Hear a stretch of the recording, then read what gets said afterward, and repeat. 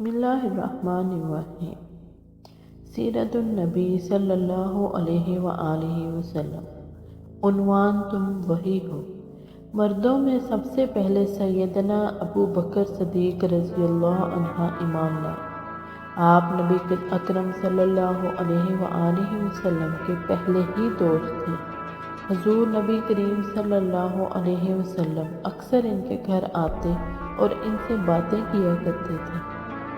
ایک دن حضرت حکیم بن حزام رضی اللہ عنہ کے پاس بیٹھے تھے کہ ان کی ایک باندی وہاں آئی اور کہنے لگی، آج آپ کی پھوپھی ختیجہ نے یہ دعویٰ کیا ہے کہ ان کے شوہر اللہ تعالیٰ کی طرف سے بھیجے ہوئے پیغمبر ہیں، جیسا کہ موسیٰ علیہ السلام تھے۔ حضرت ابو بکر صدیق رضی اللہ عنہ نے جو ہی حضرت حکیم بن رضی اللہ عنہ کی باندی کی یہ بات سنی، چپکے سے وہاں سے اٹھے اور نبی کریم صلی اللہ علیہ وآلہ وسلم کے پاس آ گئے اور آپ سے اس بارے میں پوچھا۔ اس پر آپ نے حضرت ابو بکر صدیق رضی اللہ عنہ کو وحی آنے کا پورا واقعہ سنایا اور بتایا کہ آپ کو تبلیغ کا حکم دیا گیا ہے۔ یہ سنتے ہی حضرت ابو بکر صدیق رضی اللہ عنہ نے عرض کیا، میرے ماں باپ آپ پر قربان، آپ بالکل سچ کہتے ہیں، واقعی اللہ کے رسول ہیں۔ آپ اس طرف فوراً تصدیق کرنے کی بنا پر نبی کریم صلی اللہ علیہ وآلہ وسلم نے آپ کو صدیق کا لقب عطا فرمایا۔ اس بارے میں دوسری روایت یہ ہے کہ صدیق کا لقب آپ نے انہیں اس وقت دیا تھا جب آپ معراج کے سفر سے واپس تشریف لائے تھے۔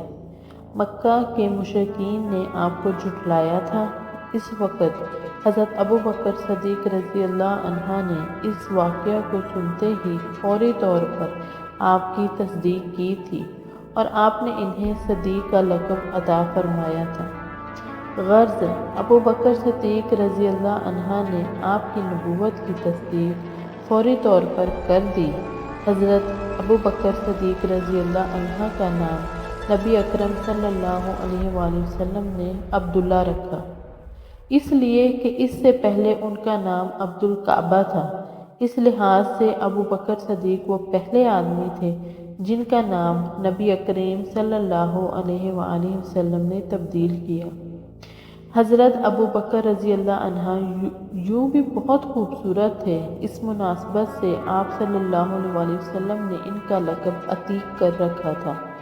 عتیق کا مطلب خوبصورت، اس کا ایک مطلب آزاد بھی ہے۔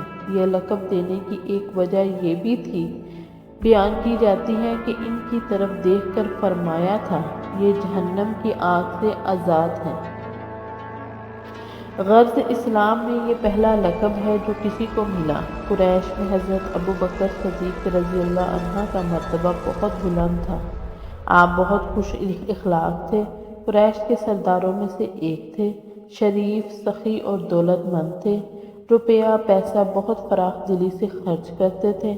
ان کی قوم کے لوگ انہیں بہت چاہتے تھے، لوگ ان کی مجلس میں بیٹھنا بہت پسند کرتے تھے۔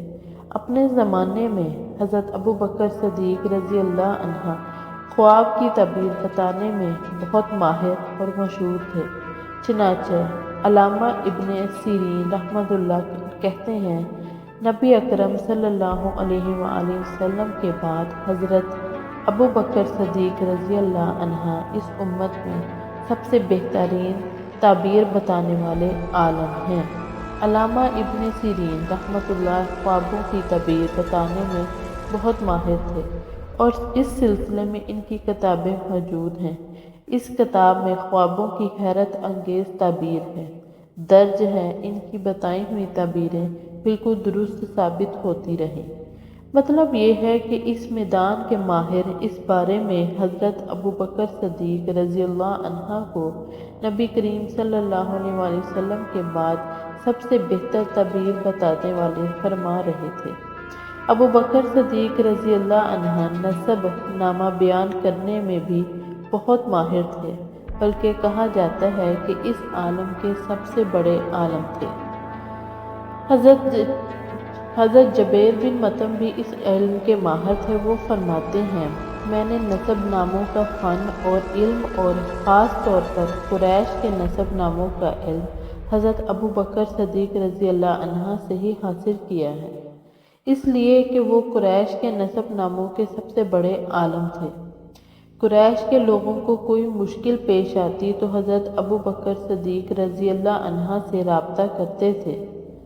حضرت ابو بکر صدیق رضی اللہ تعالیٰ عنہ کے بارے میں نبی اکرم صلی اللہ علیہ وآلہ وسلم فرمایا کرتے تھے، میں نے جسے بھی اسلام کی دعوت دی، اس نے کچھ نہ کچھ سوچ بچار اور کسی قدر و وقفے کے بعد اسلام قبول کیا، سوائے ابو بکر کے، وہ بغیر ہچکچاہٹ کے فوراً مسلمان ہو گئے۔ ابو بکر سب سے بہتر رائے دینے والے ہیں۔ میرے پاس جبرائیل علیہ السلام آئے اور انہوں نے کہا، اللہ تعالیٰ آپ کو حکم دیتا ہے اپنے معاملات میں ابو بکر سے مشورہ کیا کریں۔ نبی کریم صلی اللہ علیہ وآلہ وسلم کے لیے حضرت ابو بکر صدیق رضی اللہ عنہ وزیر کے درجے میں تھے۔ آپ ہر معاملے میں ان سے مشورہ لیا کرتے تھے۔ ایک حدیث میں آتا ہے، نبی اکرم صلی اللہ علیہ وسلم فرماتے ہیں، اللہ تعالیٰ نے میری مدد کے لیے 4 وزیر مقرر فرمائے ہیں، جن میں سے 2 آسمان والوں میں سے ہیں، یعنی جبرائیل اور میکائیل علیہ السلام، اور 2 زمین والوں میں سے ہیں، ایک ابو بکر اور دوسرے عمر رضی اللہ عنہ۔ اسلام لانے سے پہلے حضرت ابو بکر صدیق رضی اللہ عنہ نے ایک خواب میں دیکھا تھا۔ خواب میں آپ نے دیکھا کہ چاند مکہ میں اتر آیا اور اس کا ایک ایک حصہ مکہ کے ہر گھر میں داخل ہو گیا، اور پھر سارے کا سارا ابو بکر رضی اللہ والوں کی گود میں آ گیا۔ آپ نے خواب ایک عیسائی عالم کو سنایا۔ اس نے اس خواب کی یہ تعبیر بیان کی کہ تم اپنے پیغمبر کی پیروی کرو گے، جس کا دنیا انتظار کر رہی ہے اور جس کے ظہور کا وقت قریب آ گیا ہے، اور یہ کہ پیروکاروں میں سے سب سے زیادہ خوش قسمت انسان ہوں گے۔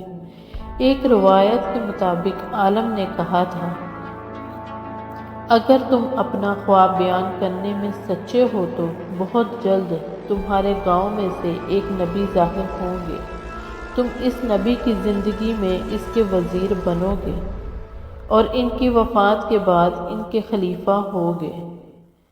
کچھ عرصہ بعد ابو بکر صدیق رضی اللہ عنہ کو یمن جانے کا اتفاق ہوا تھا۔ یمن میں یہ ایک بوڑھے عالم کے گھر ٹھہرے۔ اس نے آسمانی کتابیں پڑھ رکھی تھیں۔ ابو بکر صدیق رضی اللہ عنہ کو دیکھ کر اس نے فرمایا، اس نے کہا، میرا خیال ہے تم حرم کے رہنے والے ہو، اور میرا خیال ہے تم قریشی ہو اور تیموری خاندان سے ہو۔ ابو بکر صدیق رضی اللہ عنہ نے جواب میں فرمایا، ہاں تم نے بالکل ٹھیک کہا۔ اب اس نے کہا، میں تم سے ایک بات اور کہتا ہوں، تم ذرا اپنا پیٹ پر سے کپڑا ہٹا کر دکھاؤ۔ حضرت ابو بکر صدیق اس کی بات سن کر حیران ہوئے اور بولے، ایسا میں اس وقت تک نہیں کروں گا جب تک کہ تم اس کی وجہ نہیں بتاؤ گے۔ اس پر اس نے کہا، میں اپنے مضبوط علم کی بنیاد پر کہتا ہوں کہ حرم کے علاقے میں ایک نبی کا ظہور ہونے والا ہے۔ ان کی مدد کرنے والا ایک نوجوان ہوگا اور ایک پختہ عمر والا ہوگا۔ جہاں تک نوجوانوں کا تعلق ہے، وہ مشکل میں کود جانے والا ہوگا۔ جہاں تک پختہ عمر کے آدمی کا تعلق ہے، وہ سفید رنگ کا کمزور جسم والا ہوگا۔ اس کے پیٹ پر ایک بالدار نشان ہوگا۔ حرم کا رہنے والا تیموری خاندان کا ہوگا۔ اور اب یہ ضروری نہیں کہ تم مجھے اپنا پیٹ دکھاؤ، کیونکہ باقی سب علامتیں تم میں موجود ہیں۔ اس کی اس بات پر حضرت ابو بکر صدیق رضی اللہ عنہ نے اپنے پیٹ پر سے کپڑا ہٹا دیا۔ وہاں ان کی ناف کے اوپر سیاہ اور سفید بالوں والا نشان موجود تھا۔ تب وہ پکار اٹھے، پروردگار کعبہ کی قسم، پروردگار کعبہ کی قسم، تم وہی ہو، تم وہی ہو۔ جزاک اللہ خیر۔